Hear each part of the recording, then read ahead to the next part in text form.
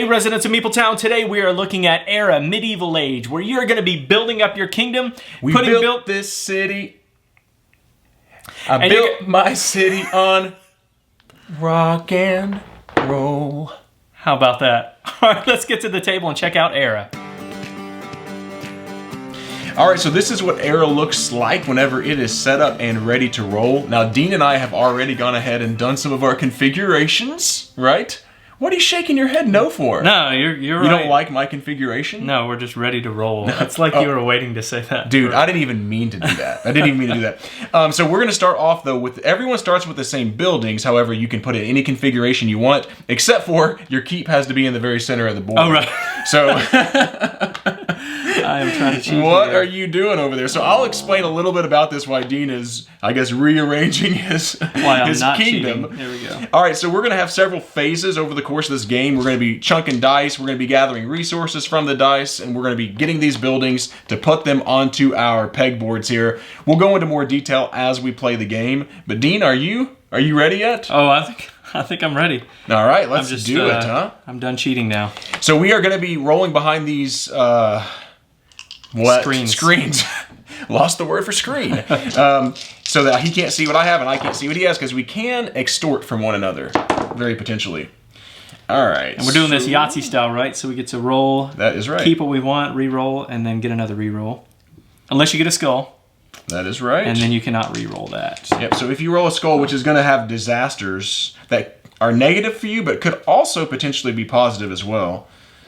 I'll just re-roll one. I'll take that. Dang it, I don't know if that was a good idea. Whoops, that flipped over. All right. So you can re-roll up to twice in this game. So if you see Dean re-rolling 3 or 4 times, just comment below. Because I can't see what he's doing over there behind that screen. Oh, I can't cheat when everyone's watching. Reveal. Oh, you're going to extort me. All right, so this little peg right here is going to keep track of first player and also keep track of the moves that we're going to make. So the first thing we did was we rolled. Second thing we're going to do is get our resources, and this is what's going to keep track of all of our resources. So these wheat are food. That's going to be build actions that I can take in just a second, and Dean can take in a second if he has any. I've got 2 stone. I also have 1 trade good. Now we also get 1 resource, 1 food resource for every farm that we have. And if we had a longhouse, we would get 2 wood. They're the only 2 buildings that work like that. Every other resource you have to roll to get the resource. So we did that. Now we're going to feed our workers, or basically we're going to count our die and go down that much on the food track. So it's really simple. So I have 4, so I'll go down from 7 to 3. So I'm feeding my folk. Me too. All right, and then we're going to do disasters. So I did not get any skulls. These skulls are pretty small to see on here, but if you maybe can, Dean got 1. Yeah, so I'll lose a food on this. Hopefully I can get some more later. Yeah, so when you have 1 skull, the brigands attack or whatever, and you either lose 1 skull on this track, which is going to make us lose a victory point. That's going to drive me nuts not having that the right color, Dean. Which means you'll lose 1 victory point at the end of the game, or you can choose to lose 1 of your goods, as Dean just did. All right, build action time. All right, so you first, since you're the first player. Actually, that's cool. Like, we have as many build actions as we have hammers. I was just going to say that real quick. So I say let's just maybe do it together. Whenever you know what you're going to get, go for it. Now, because I'm the first player, I do have the rights to some of these. And even in a 2-player game, you may see that there's only 1 building of some of these types. So I would have the right to get that first if I wanted to. So if you see something there's a lot of, just go for it. I do. I only have 1 build because I have 1 hammer. So I'm actually going to... I know that I need to build a wall, which is going to be really helpful for me. Build a wall. But also getting another die would be helpful. I'm going to do this. I'm going to move 2 down on my stone track, and I will take 1 of these burger dice. Now that's another worker that I'm going to have to feed for the next round. Just got hungry when you said that. Oh, and I also get the townhouse to place into my kingdom. So as Dean's placing that, I'm going to make mention that there is a disaster that takes place, if I could talk, whenever 2 skulls are rolled, called disease. And so what happens with that is if any buildings are touching each other, then you're going to lose a skull, which is going to be a victory point at the end of the game for every building touching each other. Now that does not include scorched areas, which these are just no good for us. You start off with 2 in a 2-player game. You can also get them by other players rolling certain skulls. It doesn't matter. It doesn't count if they're touching walls or the keep either. So we're all good right now. If any of us roll 2, or if they're at there would be no disease. A diagonal. That's right. So if they were diagonal, no problem. But if they're next to each other, orthogonally adjacent, I would lose 2 victory points or get 2 skulls for that. So I'm going to do something a little risky. I'm going to go for a burger as well, since you made me hungry, which is going to be getting this die and taking the longhouse. I'm going to stick it right there. And then I'm also going to spend a wood, a stone, and a trade good for a church. So that's going to get me yet another die, but the challenge is going to be... That's quite the good first turn there, John. It's a good first turn, except for I'm going to have to pay for 6. And I'm going to have to roll a lot of wheat. So we'll see. We'll see if that was worth it really or not. Yep. Plus, I know that Dean's going to extort from me. So I wanted to get rid of 2 of my good goods. That's right. That's right. And that's what's going to happen. So what happens here is, if he has more swords than I have swords, I could block it with shields, but I didn't have any shields. So since he has 3 swords and I have 0 swords and no shields, he gets to extort 1 good from me. And like John said, normally I would want to take one of those top 2. That would be really helpful. But I also know that John needs to get some food. So I'm going to take one of his food, move down on his. He's being meanie-deenie. Sorry, I touched your board. Is that all right? Get off my board, bro. I was going to say something else about that. Oh, I could so choose not to give him the good, and I'd have to go up 2 on this track, which is losing 2 victory points, which I'm giving him the good. You'd have to be pretty desperate knowing that you want to build a really good building that next round. I think that's right. So let's move the peg over and start round number 2. Shields back over here. We're going to roll. And again, Yahtzee style. So let's see. This part of the video might not be the most exciting. So I am on pins and needles. Normally John would be coming up with amazing puns right now, but he's too focused. Yes! All right, I think I'll re-roll all I these don't try to come up with them, they just happen. Oh, that's not bad. Not great, but I'm guessing John's probably going to extort me if Let's I see. guess. No, he got me with 1 sword. Excellent. Did not see that coming. Dang it. All right, so we're going to take our resources without forgetting about our farms, and I will take, let's see, 2 stone there. I do need, let's see, I need 5 food this time, so I'm going to use 1 of these to gain 2 wheat and 1 to gain a stone. I'm also going to get 2 of the blue resources. And then immediately we got to feed those workers. So I had no problem. That actually worked out well.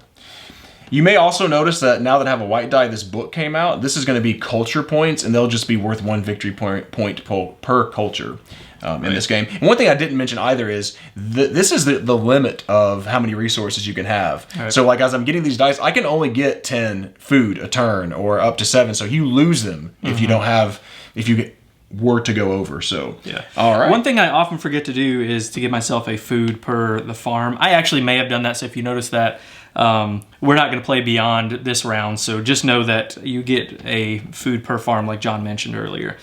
All right, so then we move down, and if you have any skulls, then a disaster is going to happen. So I'm going to take a food and have that go away. All right, and then we're going to move down to the build phase. Unfortunately, I cannot build this time. Me neither. I don't have any hammers. Oh, really? Not an exciting second round. That's actually really good for me since I'll be able to extort you on this one. So I will take a, wow, let's see. I'm going to take a... You like that stone, don't you? I knew you were going to take my stone. I usually struggle to get a lot of stone in this game. So again, like John said, not super exciting because we didn't build, but we are kind of setting ourselves up by building more resources. And that ends that round. What would happen next is this peg goes back over to John's board. Yep.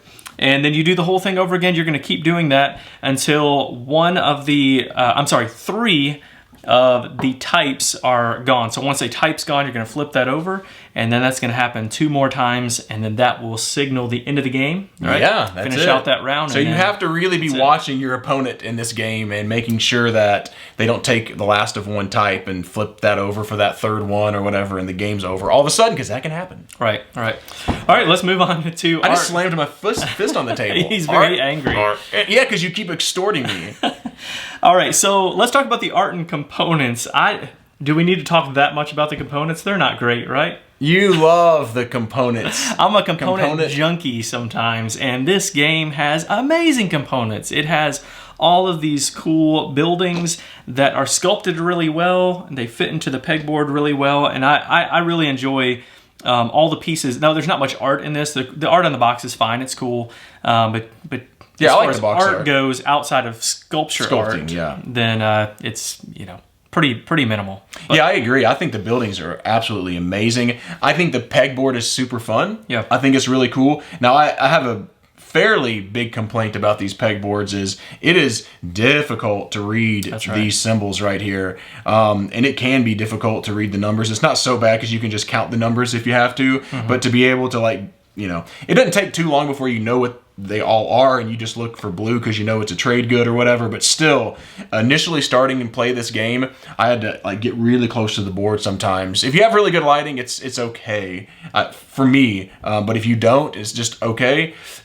I don't know, man. I don't like that at all. I wish they would have done something different. Yeah, and I've seen people online that have used black markers to fill that in, and it looks great. It really pops when you do that. But should you have to do that? But once you've played the game, honestly, once you've played it once, you don't necessarily need to see them that often. You don't. But your first game, you're going to be, leaning in very closely to the board. Yeah, for sure. So that's a big bummer whenever everything else is mighty fine. All right, what about the gameplay? Gameplay, you want me to go first? You want to go first? You go first. All right, so positives for the gameplay for me. One big positive is that you can score points quite a few ways in this game, which I like. So all your buildings are going to be worth specific points. But also, if you wall in completely an area, whenever they have to actually be adjacent and not diagonal. But if you completely wall in an area, those buildings inside that actually score double points, which is really, really nice. You're also going to score points for going up the culture track. You will lose points for going up the skull track. And, what was the last thing I was going to say? Oh, and then you have buildings like the cathedral that this will score you points for how many dice you have at the end of the game. Or in addition to just having the cathedral. Exactly, which already, so the cathedral scores you 5 points just to own it. If you had it in a wall, you get 10 points because you double it. And then you score a point for every dice you have at the end of the game. University for how many cultures, the guild halls for how many resources you have left over. So there's a lot of different ways to score points, and that's a big positive for me in this game. Yeah. I like all those things too. I like how you get all the points. But one thing I really like is the spatial aspect of this game. Now, I've probably not complained, but there are a lot of polyomino games out there. Oh, you've complained. I've talked about on the podcast how they all kind of run together. The thing that makes this one different is you do want to plan well, right? You want to have everything kind of close together. But the problem is if you have them too close together, if they're adjacent to each other, that's going to really mess you up because when you have the disaster strike and you get disease, if your buildings are clustered together, you're going to lose points. So you really have to think in a different way. I want these buildings to fit well, but not too well, if that makes sense. And so I really like the spatial aspect of that as well. And then you do have hospitals that can prevent that. Actually, that will prevent disease from anything touching it. So that's kind of cool. I like that as well. And I like the simple gameplay too. This is a quick game. We mentioned all three of these tokens have to be flipped over, and that signals the end of the game. That can happen really quickly because some of those buildings you only have one. Like there's one market and there's one cathedral. In a two-player game. That's what I'm talking about. And more, you're going to have more, but even then, you're going to have not a ton, and those buildings are going to go pretty quickly. So you have to build up your kingdom pretty quickly, and I enjoy that. I think it's a good... I do. At first, I didn't like that, honestly. Like, I remember, I played a few times, and I was like, because someone could really just go. Some of these only have a building. Someone could really just go for those and say, you know what? Especially if I'm trying to build a huge walled-in area. If Dean sees that, he may say, well, let's just get these buildings while he's spending all his resources on walls that are worth a nothing at the end of the game unless you have it walled in. And I didn't love that. But the more I play it, I like it because it I don't know if it's player interaction, but I have to really pay attention to what he's doing, because if I see that he's doing that, then maybe I stop working on my wall and start getting things that are going to score me points right now. So I like that as well. I do want to say that with the spatial relation part, I don't know what it was about this game, but it didn't... You loved it. I don't know. Like, it's okay. Maybe it's because the kingdom doesn't feel like I'm building a giant kingdom or something, but something about it just made me go, it's cool. But I don't get super excited about it. And that could, because it goes quickly, you're not going to Probably, unless you're kind of slow playing, but you're probably not going to just fill up this whole thing. And so I get that could be a piece. How do you feel about like the take that element of this game? Because we can extort people, which isn't so bad because they lose a resource or two of those, but you can also hose them with the amount of skulls that you get. So sometimes skulls, as I mentioned, hurt you, but sometimes it hurts opponents. So like one if I roll, I can't remember, maybe 3 skulls. Is that right, Dean? Right, 3 then Dean has to take a scorched area and stick it on his board, which isn't good. Mm-hmm. And I believe 5 is 5 is a fire, and I lose a building. But 4 is a fire. Oh, 4. Okay, I had it right. I had it right. 5 is Dean has to lose a building, but only in an unwalled area. So if he has something walled in, he doesn't have to lose that building. Do you like that? I do, because there's a push your luck in this. Because you have to think, okay, if I roll one more, this is going to hurt me. If I stayed where I am, it's going to hurt them. So I like how they stagger those, and that you have to make those decisions if you want to keep pushing your luck and rolling. So I like that part of it. And if you don't have that, then you're not going to have a whole lot of interaction outside of the battles, the extortion that happens at the end of the round. So I like that they added those different I do too. That's why I mentioned it. Player interaction. I like it because you definitely do feel, it doesn't feel like you're constantly interacting the whole game, but there's definitely player interaction, and I enjoy that as well. So now, one thing that I don't like in games in general is feed your workers, and I do. I love feed your workers. Yeah, I know you do, and that's so for me, I didn't actually care for Roll Through the Ages that much because of that aspect of it. I did like this better. So let's just go ahead and get into our final thoughts. Yeah, since I've already kind of started that. Yeah. So Roll Through the Ages, which is the game that this is not based off of, but this is definitely a follow-up to Roll Through the Ages. That piece of it, something about that game just didn't really grab me, and I know people really, really like that game. Now, this game I do like quite a bit. I think this is a really fun game. I think because of the player interaction, I think because of the components, and because of the spatial relation, and then the points, how you get points that you were talking about. All those things make me really like this game, which is why I give it a 7.5. It kind of puts me in the mind of Tiny Towns. I think I really like games. I'm glad you said that, because it made me think of Tiny Towns also, and I thought, am I crazy? Is that weird? No, for me, I like games where I'm building something up, and then at the end of the game, I can look and say, I did that, I built that. And this, you might not get this huge kingdom, but you still have a really cool story to tell, by building up that kingdom. So that's why, all those reasons are why I give this a 7.5. And the feeding your worker it's a knock for me, just because I don't care for that as much, but... There you go. All right, so I kind of told you what I like about the game. I like the way you score points. I like the player interaction in this game. I like that you feed workers.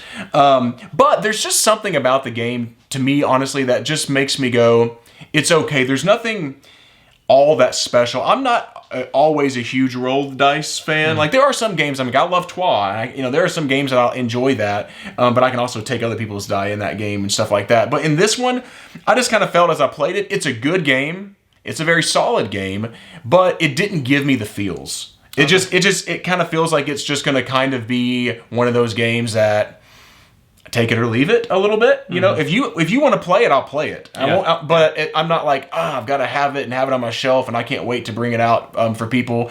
I might bring it out for people that are newer to games, because it's not too difficult to teach. So that's a positive as well. But anyway, so I liked it. Didn't love it. Again, it kind of just falls into this, it's okay.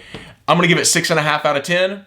So good score. Good game, but not great game for me. Sure. All right. So that's 6.5 from John, 7.5 from me. I think we both agree that there probably needs to be more expansions, and I think they've announced. If there was more expansions, I would be a whole lot more interested. I thought about that. I would be much more interested in this game, for sure, if there's more to it. But that's it. Tell people how they can get in touch with us. All right, so if you're enjoying our channel, we would love if you would subscribe to it. It would help us tremendously. Also, we have a podcast, and I think we'll be talking about this game in more detail on an upcoming podcast with some other games.